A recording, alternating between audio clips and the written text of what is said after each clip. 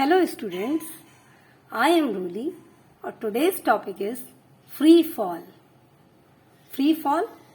यानी कि ऊपर से जब किसी चीज को फ्रीली फेंका जाता है, यानी कि मूविंग एट रेस्ट. तो क्या सिचुएशन होती है लॉज ऑफ मोशन की. लॉज ऑफ मोशन आपको पता है, sorry, laws of motion, equation of motion. Equation of motion v is equal to u plus a t और s is equal to u t plus half a t square and v square is equal to u square plus 2as. Okay, तो इनकी situation क्या होगी जब कोई भी चीज ऊपर से नीचे फेंकी जाती है या नीचे वर्टिकली डाउनवर्ड, ऊपर से नीचे वर्टिकली डाउनवर्ड, या नीचे से ऊपर जब कोई चीज फेंकी जाती है तो वो भी वापस नीचे ही आती है, तो उसको कहते हैं नीचे से जब ऊपर फेंकी जाती है तो वर्टिकली अपवर्ड कहलाती है, और फिर वो वापस नीचे आती है तो वो वर्टिकली डाउनवर्ड कहलाती है. ये अप हुआ और ये डाउन हुआ. ठीक है, तो जब ऊपर से कोई चीज फेंकी जाएगी तो वो तो डाउनवर्ड ही आएगी, तो फ्री फॉल होगा. तो द एक्सेलरेशन, तब क्या सिचुएशन होगी इन इक्वेशंस की, इक्वेशन ऑफ मोशन की. इक्वेशन ऑफ मोशन आपको 3 हम बता चुके हैं मोशन वाले चैप्टर में. तो फ्री फॉल का मीनिंग और उसके according situation. The acceleration of A vertically falling body, acceleration of A vertically falling body is a is equal to is a plus g. Vertically falling body is acceleration is plus g. यानी कि जो acceleration है उसका वो plus जी क्यों हो गया कि जब कोई भी चीज ऊपर से नीचे आती है तो वो ग्रेविटेशन नीचे आ रही, मतलब कोई भी वस्तु उसको पृथ्वी अपनी ओर अट्रैक्ट कर रही है, तो क्या होगा, ग्रेविटी जो है वो acceleration due to gravity plus होगा. लेकिन जब वो कोई भी चीज ऊपर फेंकी जाती वर्टिकली अपवर्ड तो वो अगेंस्ट ग्रेविटी काम करती है, यानी कि जो वो है अर्थ है उसके विपरीत काम करती है, तो वो कहलाती है वो हो जाती है माइनस जी. क्यों? क्योंकि अब काम कर रही है, जब अब जा रही है तो अगेंस्ट ग्रेविटी के अगेंस्ट जा रही है, तो अगेंस्ट जाने का मतलब है निगेटिव साइन के साथ, तो माइनस जी हो जाती है जब वो and that of a body going vertically upward. जब फ्री फॉल होता है वर्टिकली फॉलिंग बॉडी यानी कि डाउनवर्ड आती है तो जी प्लस में होता है, और जब बॉडी वर्टिकली अपवर्ड होती है, ऊपर जाती है, तो जी माइनस में होता है. क्लियर कर दिया कि जी प्लस में कब होगा और माइनस में कब होगा. If a body falls from rest freely, अगर कोई बॉडी फॉल कर रही है, गिर रही है रेस्ट से, यानी कि रेस्ट का मतलब हम आपको पहले भी बता चुके हैं कि जब कोई बॉडी एट रेस्ट मूव करती है एट रेस्ट से, तो इसका मतलब होता है u is equal to 0. Moving at rest it means u is equal to 0, और जब स्टॉप्ड होती है आफ्टर ब्रेक तो v इज इक्वल टू 0 होता है. तो ये इसमें भी यही है कि जब कोई चीज ऊपर से गिराई जा रही है और वो उस समय वो रेस्ट में पोजीशन में थी, तो if a body falls from rest freely from A height h, किसी h हाइट से गिराई जा रही है ऊपर से नीचे, तो अंडर ग्रेविटी के अंतर्गत then u is equal to 0. u is equal to 0 and a is replaced by g. a जो है g से रिप्लेस किया जाएगा, बिकॉज यहाँ अब कार की मूविंग नहीं है जो एक्सेलरेशन और रिटार्डेशन होगा प्लस और माइनस, यहाँ अब वर्टिकली अपवर्ड और डाउनवर्ड हो रहा है, तो acceleration due to gravity g से रिप्लेस हो जाएगा, a जो है replace by g. Then equation of motion. तब इक्वेशन ऑफ मोशन क्या होंगी, v is equal to u plus a t आपकी बेसिक जो वो है इक्वेशन है, equation of motion v is equal to u plus a t है, तो a is replace by g, तो gt हो जाएगा, और u इज इक्वल टू 0 क्योंकि वर्टिकली अपवर्ड है, निगेटिव उसमें वो सॉरी यू जो है वो फ्री फॉल है, एट रेस्ट फॉल, कोई भी चीज की जा रही है तो एट रेस्ट से तो u इज इक्वल टू 0 है। ओके, तो 0 plus g t is equal to 0, तब situation v is equal to g t हो जाएगी, पहली equation. Second, h is equal to u t plus half a t square, ये basic formula है second equation of motion,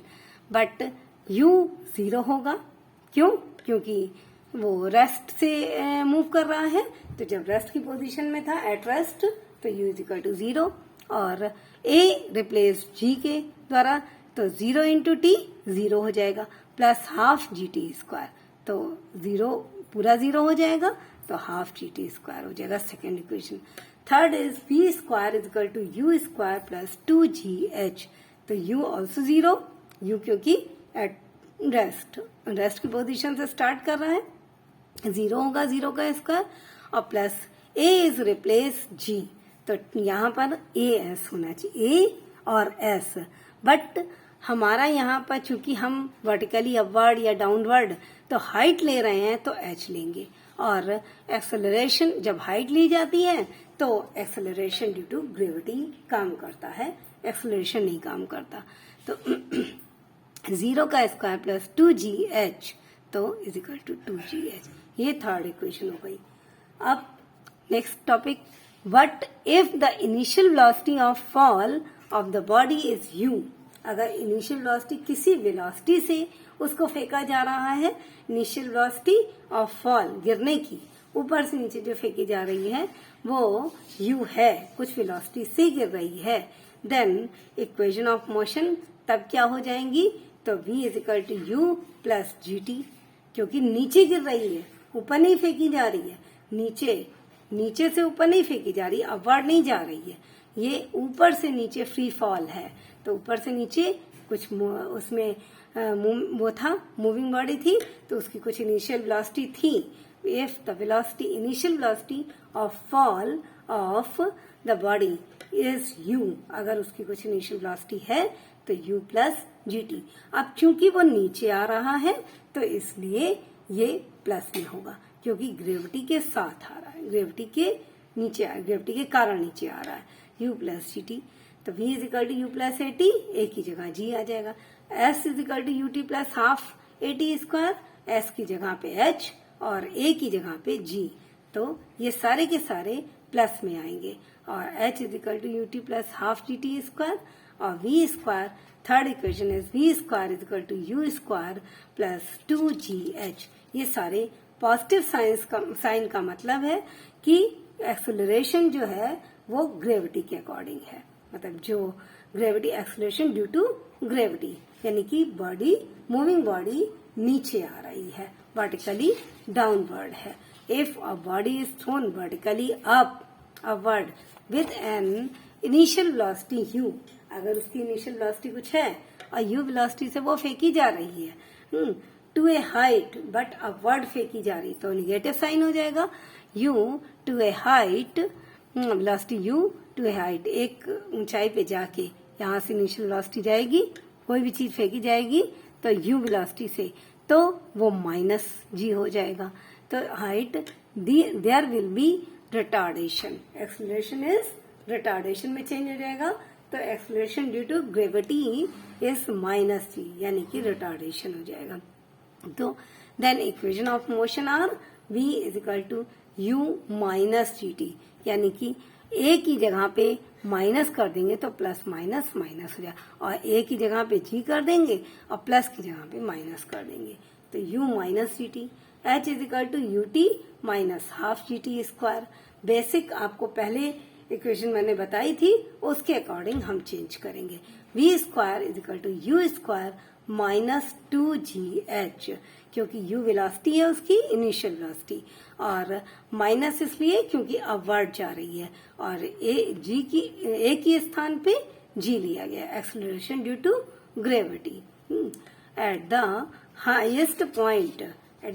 point maximum point पे, चूंकि g के विरुद्ध काम कर रहा है, एक्सेलरेशन ड्यू टू ग्रेविटी है, एक्सेलरेशन ड्यू टू ग्रेविटी, ये ग्रेविटी के विरुद्ध काम कर, कोई भी चीज ऊपर जा रही है तो वो निगेटिव में आ रही है, तो स्पीड जो है उसकी जो वेलोसिटी है वो u की घटती जाएगी। और यहाँ पर आके हमने बताया था कि ये 0 हो जाएगी मैक्सिमम हाइट पे, और फिर जब ये नीचे वापस आना शुरू होगी तब ये फिर से प्लस गेन करेगी, यानी कि कुछ कुछ वेलोसिटी गेन करते करते यहाँ पर आ जाएगी, तो वेलोसिटी उसकी गेन हो जाएगी। तो at the highest point of reach, highest point पे पहुंचकर final velocity v is equal to 0 हो जाएगी। दस मैक्सिमम हाइट पे जब वो पहुंचती है, मैक्सिमम मतलब वो उतना ही पहुंच सकती है जब उसकी वेलोसिटी माइनस होती जाएगी, u जो है माइनस होती जाएगी, तो एक स्थान पे पहुंच के उसकी वेलोसिटी 0 हो जाएगी। तो फाइनल वेलोसिटी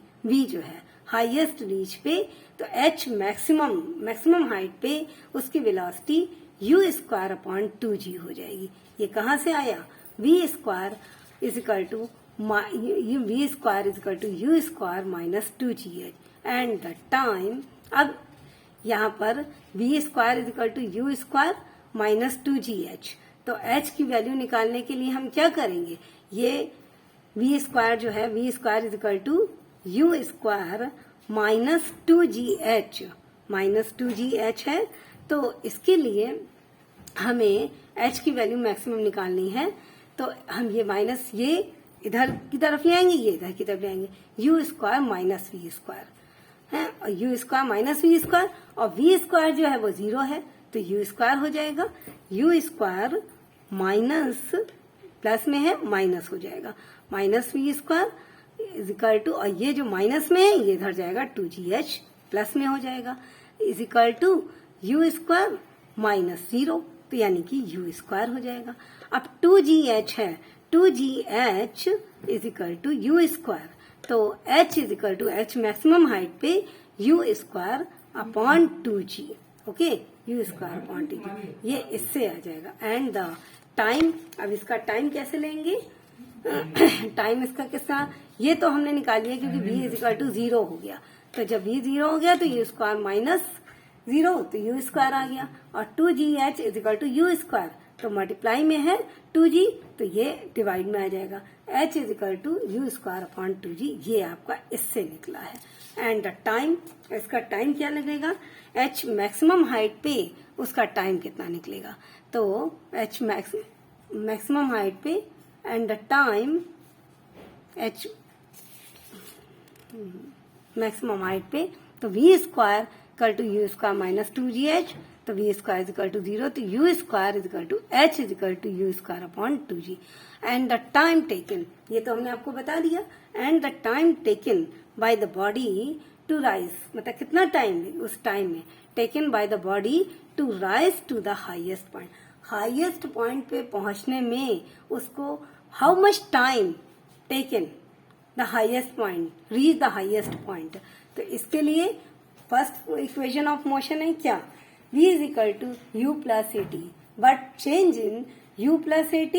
चूंकि ऊपर जा रहा है माइनस हो जाएगा u माइनस at, और a की जगह प्लेस करेंगे g, तो u माइनस gt, ओके। तो हमने ये तो सारा चेंज आपको वर्बली बता दिया, आप ध्यान से इसको सुनिए। v इज इक्वल u की जगह पे u तो अपनी जगह पे है, प्लस की जगह पे माइनस क्यों आया? But it is vertically upward, और a की जगह पे g acceleration due to gravity.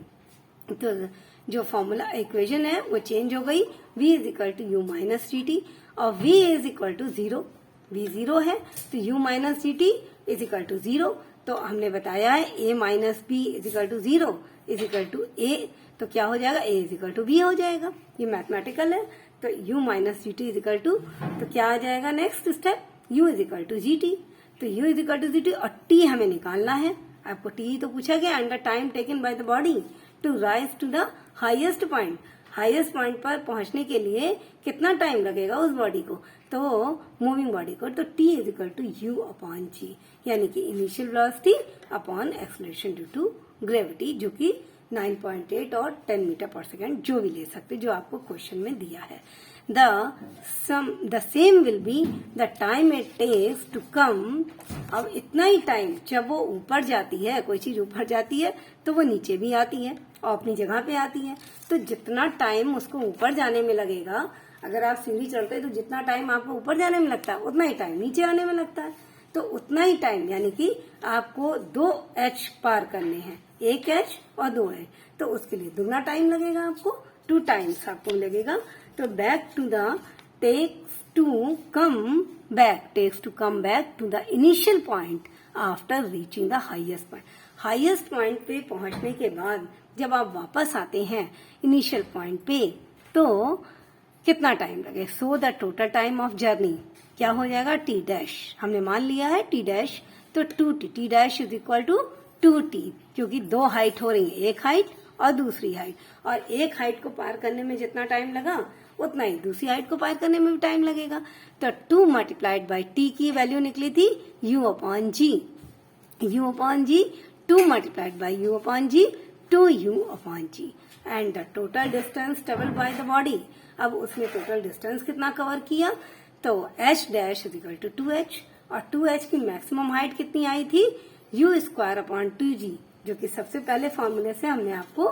यहाँ निकाल के दिखाई थी, यहाँ भी निकाल के दिखाई थी और ये आपको दिखाई थी, h is equal to u square upon 2g। Okay, तो ये दोनों के द्वारा जो h निकली, h डैश 2h, तो 2 मल्टीप्लाइड बाई h की वैल्यू कितनी है, u स्क्वायर अपॉन 2g, 2 से कैंसिल हो जाएगा क्योंकि अप है और ये डाउन है, 2 कैंसिल हो जाएगा, u स्क्वायर अपॉन g, तो 2h जो दोनों पूरी 2h है यानी कि जो हाइट है maximum height, u square upon g। ये आपका मैथमेटिकल मेथड है, मतलब इसको गणितीय तरीके से आप किस तरह सॉल्व है। बुक्स में आपको